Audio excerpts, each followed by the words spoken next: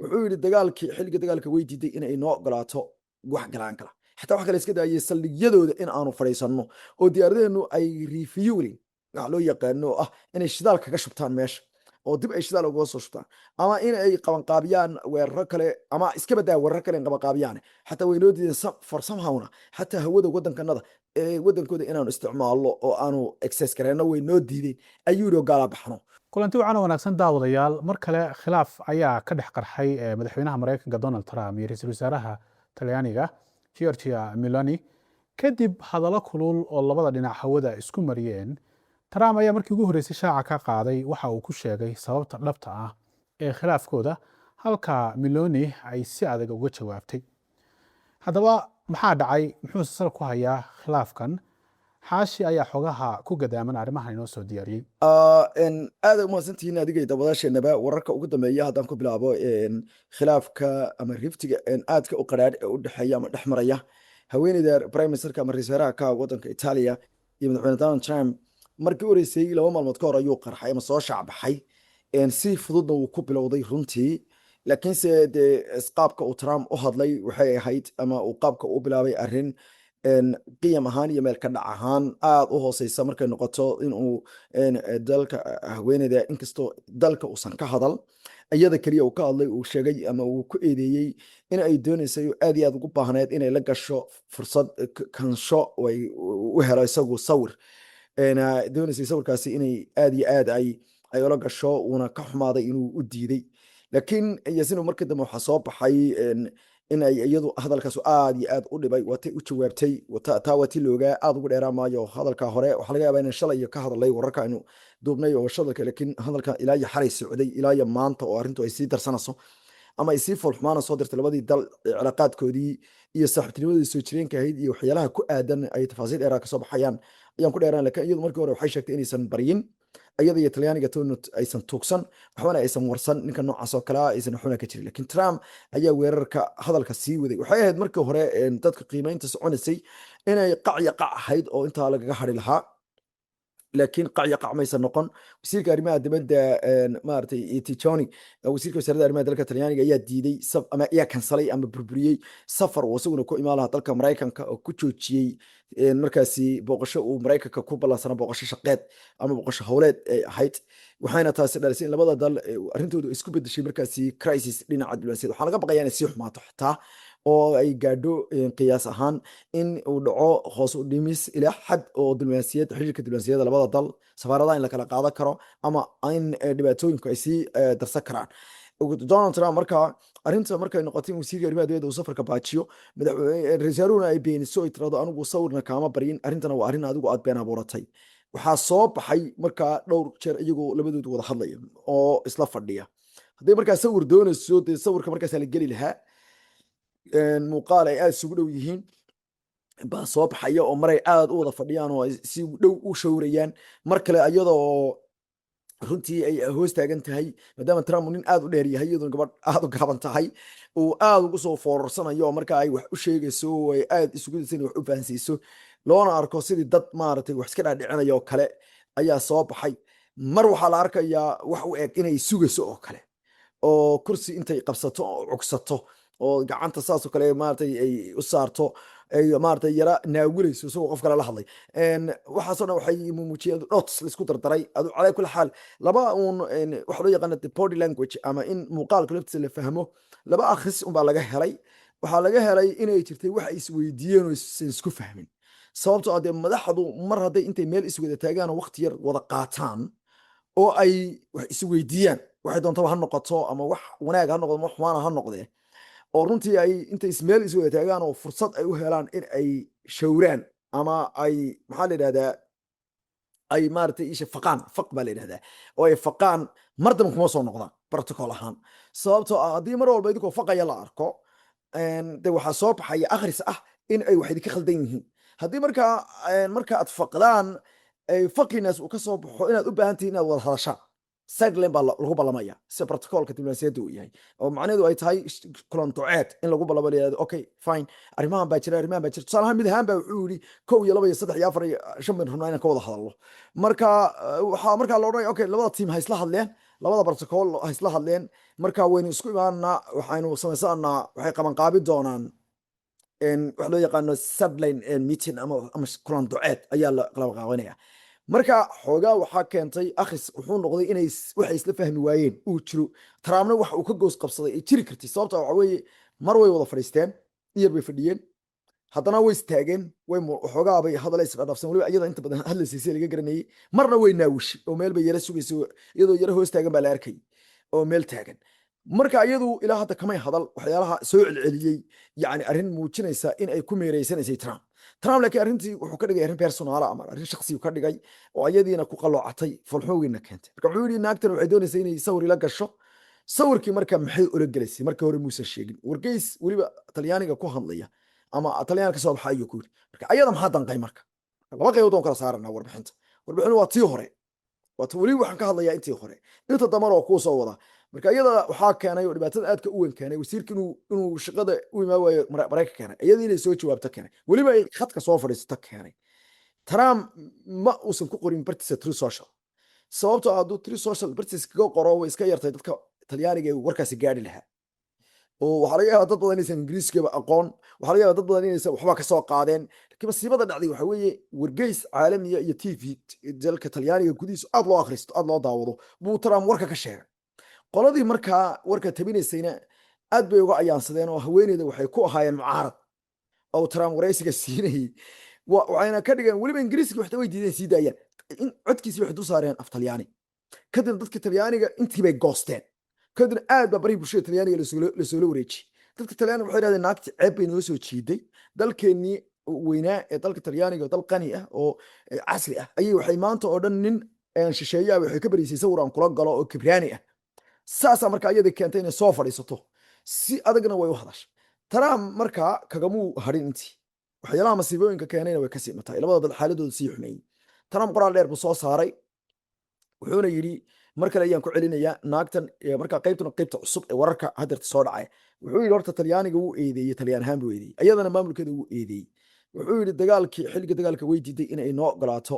wax galaan kala حتى waxa kale iska daayay saldhigyadooda in aanu fariisano oo diyaaradeenu ay refueling wax loo yaqaano inay shidaal kaga shubtaan meesha oo dib ay shidaal uga soo shubtaan ama in ay qaban qaabiyaan weerar kale ama iska badaa weerar kale qaban qaabiyaan xataa way noo diiday farsamahawna xataa hawada wadankanada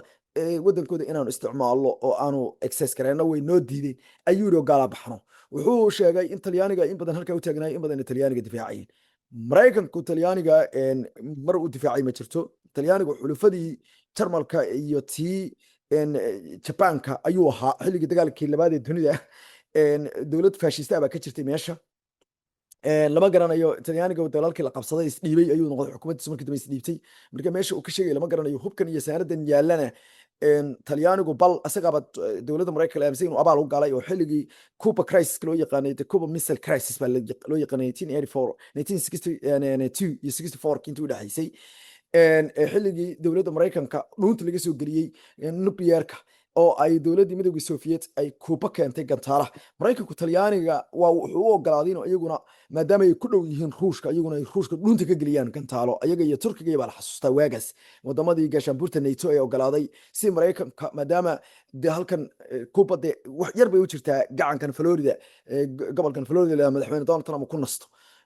wax yar bay u jirtaa halka gantaalaha ay keeneen marka Trump wuxuu leeyahay abaal badan baan ku lahayn saasay noo galeen wuxuu kaloo markaa ku daray hadal kale oo aad uga sii xanaajiyay mar kalena xaaladda sii iskaleed gareeyay ama xaaladda ka sii daray wuxuu yiri haweeneydani sababta ay sawirka iiga doonaysay iigu dulmeereysanaysay sida fidmeerta oo ay marba iskeekayso ag madoobeysay waxa uu ahaa buu leeyahay shacbiyadeedii popularity-geedii baa hoos u dhacay sidaa say shacbiyad u hesho ayay ii doonaysay oo shacbiyad iiga hesho marka waxaad weydiin kartaa waa maxay shacbiyadda Talyaaniga ee keelka muxuu halka ka wadaa wuxuu leeyahay markii hore waan taageera gabadhani waa xisbiga garabka midig marka yasiir waxaa jira arrin aysan Soomaalidu aqoonin in badan aan isku dayno inaan fahansiino oo laakiin si dad badan weli ay fahmi laayeen oo xisbiyada Yurub iyo Mareykanka ama reer galbeedku fiiri way isku xiran yihiin waa saddex xisbi waa saddex kooxood inta badan saddexda kooxood marka ma maqashay haddii waxaa jirta maamaha ah haddii maraykan hargab ku dhaco adduunka o dhan baa hindhisaya. mahmahda waa maamaha dhaqaale oo macnaheedu waxa weeye haddii maraykanka dhaqaalihiisa uu khalkhal galo adduunka o dhan, hadda waa adiga arko adduunka o dhan dhaqaala waa la cabanaya maraykanka dee haraacinaya. marka dhinacan waxaa la yidhahdaa sidan oo kale siyaasaddan waa saas oo kale. waxaa jira xisbiyada midigta, marka xisbi midiga uu ka soo baxo maraykanka oo midigtu maxaa loola jeeda? midigtu waxaa loola jeeda oo xisbiyada hiddaha qaabilsan. marka hiddaha maraykan marka laga hadlayo ama reer galbeedka laga hadlayo waxaa weeye waa xisbiyo wadaniyadda iyo caddaannimada taageera, immigrantiga ama soo galootiga kasoo horjeeda, muslimiinta kasoo horjeeda, dadka madowga kasoo horjeeda oo ku soo banbaxa wadaniyad. wadanka waa la soo celinayaa. markaa mar kasta oo ay qolo guulaysato waxaa leedahay qolo kale iyaduna soo baxa. mar kasta oo ay qolo bidixduna waxa weeye waa dad in la wada noolaado, dimuqraadiyadda, dadku waxay doonaan sameeyaan. qolona waa qolo loo yaqaano midig. marka laba qolaa jiro midig dhexe iyo bidix dhexe, oo mid walbana midna ay bidixdii fogaatay ka sokayso, midna ay midigtii fogaatay kasoo sokayso. marka naagtani waa midigta fog aye. saa daraaddeed wuxuu leeyahay dadka midigta fog markay aniga sawirkayga ku arkaan marka horeba iyada talada keenay oo haddeerto kasoo horjeestay way usoo noqon lahaayeen. marka shacbiyad bay iga raadinaysa. haddaba waxaa jirta talyaaniga, anigu waxaan maqli jiray afka talyaaniga anu ma aqaano, laakiin dad badan oo talyaani ku hadlaan saaxiibalaahay waxay ii sheegaan mararka qaarkood mahmahyo la yaab leh. talyaanigu waa dad waa afafka yurub ugu xooga weyn. yani waxaa ka hadlayaa af macaan oo maaragtay ii sheegeen xigmad badan ku jiro, sida af soomaaliga oo kale, sida luqadda carabiga oo kale, farsamaha luqadaha kale ingiriisiga uu ka midka yahay oo kale buu ka mid yahay moogta. marka anigu marka qaabka marka wax u qorto ingiriisi markaan kasii dhigo ood yaabasa si qurux badan bay wax u qorto oo ay ugu jawaabto. waxay ku tiri horta waxay tiri anigu ma rabo bay tiri inaan maanta oo dhan isku jawaabno nacnac inaan sii wadno ma rabo, lakin waxay tiri hal arrin baan keligaan kaaga jawaabay. waxay tiri marka laga hadlayo bay tiri aniga iyo popularitigayga, yacni taageerada dadka ii haya. waxay tiri aniga saaxiibow kaagama baahni bay tiri caawimaad, kumana xidhna bay tiri aniga taageerada dadkaygu isiinayaan cilaaqaadka adiga aan kula leehay. maogta waxay ku xidhan tahay ayay tiri. haddaba bla fiiriya look at this. qofku waxaa la rabaa moogtay sometimes waxaa dhahaysaa qofka anu markaan arko dad leaders oo sidan u jawaabaya ama sidan u hadlaya waad ka yar masayrasaayo xoogaa hinaasa ku gelaya waxaa dhahaysaa talo qof soomaaliya oo saas maxaa loo heli waayey baa kugu soo dhacasa yaasiino. marka bal gabadhaas ereyga ugu dambeeya adeegsatay baa adduunka o dhan soo jiitay. waxay ku tiri waxay ku xidhan tahay aniga taageeradayda iyo in dadkaygu ay taageeraan waxay ku xidhan tahay kartidayda ayay ku xidhan tahay bay tiri sidaan waddankayga wax ugu qabto ama aan ugu shaqeeyo danaha talyaaniga saan uga shaqeeyo, sharafta qofka talyaaniga saan u difaaco, saan midnimadooda iyo wada jirkooda aan u ilaaliyo, iyo sidaan danahooda qaran the national interestga of Italia sida aan u ilaaliyo aan uga soo dhalaalo bay ku xidhan. taasaa la igu qiimeynaya. laakiin sawiraan nin la galay waddan kale ka yimid yaa igu qiimeynaya, cid igu qiimeynaysa ma laha. arrintu halkaa markay batorinaysay waxay u muuqatay marka inay markii dambe hogaamiyaal badan horta reer Yurub ay ninkan isjeedeen. arrin cusub maaha. isaga madaxweyne Faransiiska aad ogeyd oo ilaa iyo xaafadiisa uu galay xaaskiisu uu la maragsaday markii ribaaxada Eidul Fitr ku dhufatay. marka arrintan waxay muujinaysaa isku dhac aad u xoogan iyo burbur baahsan oo ku dhacay dunida reer galbeedka. yes xashiyow inagoo og in talyaaniga iyo maraykanku ka wada tirsan yihiin gaashaanbuurta nato, isla markaana Trump uu sheegay in dowladda talyaanigu diiday intii uu socday dagaalka Iran in diyaaradaha dagaalka maraykanku ay adeegsadaan garoomada talyaaniga. arrintan ma la dhihi karaa xulafadii nato dhexdooda dildilaac ayaa soo galay? calaamadihii ugu horreeyey symptomskii xanuunkii maaha ay ku burburi lahayd, laakiin symptomskii baa muuqda. xanuunku marna calaamadihiisa soo muuqda, marna dee ama chronic buu noqda ama marka qofkii xilliguu il darnaa lahaa ayuu noqda uu dili lahaa. marka hadda calaamadihii baa muuqda, ififaalihii baa muuqda. ifaalihii xanuunka iyo burbur iyo dildilaac aad xoogan baa muuqda. dagaalka Iran ayaanad moodaa inuu daraqii koobaad madaxa kaga dhuftay, laakiin saa kumay bilaaban. arrintu waxay ku bilaabatay laba qadiyadood oo kale oo ka horreeyey ayaa jiray. waxaa jiray in dowladda maraykanku ay ku sanduleysay wadamada reer galbeedka inay bixiyaan 2% lacag ah oo ay ku khasiraan waxa loo yaqaano difaaca oo ay ka gooyaan lacagta wax soo saarka guud ee waddankooda. macnaheedu ay tahay wax allaale wixii dalkaas soo galay dakhliya boqolkiiba 2 baa iyaduna cashuurba laga gooni GDP-ga guud ama gross domestic products dalka ayaa loo jaraya. dabeedna markii dambe waxay ku cayuuqeen 5% bay gaarsiiyeen. wadamo badan may rabin inay lacagta le ku bixiyaan difaacooda. maraykankuna arrin weligeed lii daba socday ayuu ahaa. maraykanku ujeedada arrinta kale waxa weeye in qalabkiisa militariga la gato, sidoo kalena wadamadu ay iyagu isku filaadaan si maraykanku ay qarashka weyn ay ku bixiyaan ciidamadooda Yurub iyo bariga dhexe iyo meel walba jooga ay wadamadu u yeeshaan. wadamadana waxay ka fakarayeen inay iyaguna ay lacagtaas ay ku bixiyaan barnaamijyada the social development ama social service ama waxyaalaha mashaariicda dadka wax u taraya iyo weliba adeega bulshada inay ku bixiyaan ayay maartay. waayo wadamadan inta badan reer galbeedku waa welfare nations, oo wadamo dadkooda wax siiya, dadkooda wax ku celiya, guryaha karooyinka ka bixiya, cuntooyinka ka taageera, caafimaadka ka taageera maartay. laakiin maraykanku maadaama uusan saas oo kale ahayn oo isagu dadkiisa uu lacag ka qaado, bal uusan lacag siin aqrabiyadooda, uusan lacag siinin, saasuu doonayay. dabeedna waxaa ku xigtay arrintii Ukraine oo iyaduna sii kala fogeysay, gaar ahaan xilligii Trump yimid oo gaashaanbuurta NATO ay u arkaysay Ukraine in sababta loo dilay loo dagaalay ay tahay ayaga daraadood oo doonayay inay gaashaanbuurta NATO ku soo daraan. dabadeedna maraykanka markii Trump yimid uu ka baxay labada madmadow oo jiray, wuxuu Soomaalida ayaa xukuumada anoo awalba ooyay ayaa sacnay ugu sii joogsaday. qof awalba iska ooyadii sii qardabo xanuunkii baa ku sii adkaanaya, moogtay oohintii waad sii waaleenaysaa. marka iyadoo awalba labadaas utinood ay jireen ayaa utin saddexaadna soo korodhay oo ah dagaalka Iiraan lagu qaaday. dalalka reer galbeedku ma aysan doonaynin dagaalka Iiraan lagu qaaday in maraykanku Israa'iil u raaco, kumana jirin dantooda iyo duruufahooda. dhibaatada weyneed ayaga soo gaadhay oo waatii gacanka Hormuz la xiray, wayna fahamsanaayeen Iiraan si kale waa loo dhibi karayay, waa loo gilgili karayay, waa loo ligligi karayay, laakiin dagaalka mutaxan oo Israa'iil lala barbar dagaalay ma aysan doonaynin. taasina way sii kala fogeysay. marka yes,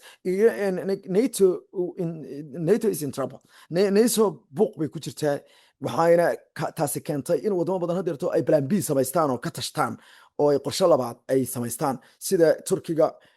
wadamada ay ka mid ka tahay, sida wadamada